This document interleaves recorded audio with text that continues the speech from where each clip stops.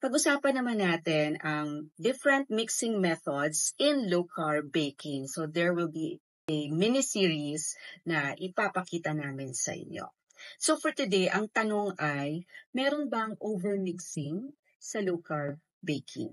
Well, yung term kasi na overmixing in baking, okay, this is very, very crucial sa traditional baking. Because in traditional baking, which means non-low carb ingredients, okay, ay may mga gluten usually yung mga ingredients. So, pag nag-overmix tayo, for example, we are preparing and mixing the cake batter, no, yung ingredients for the cake.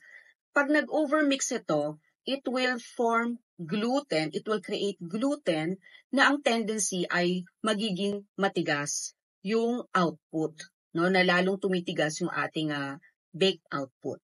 But not in the case of low-carb baking.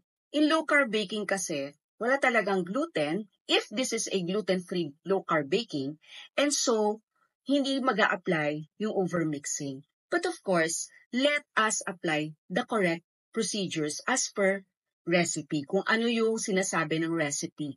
Because since there is no gluten, mixing in low-carb baking is also crucial to create the desired output. Abangan ninyo yung ating series on this.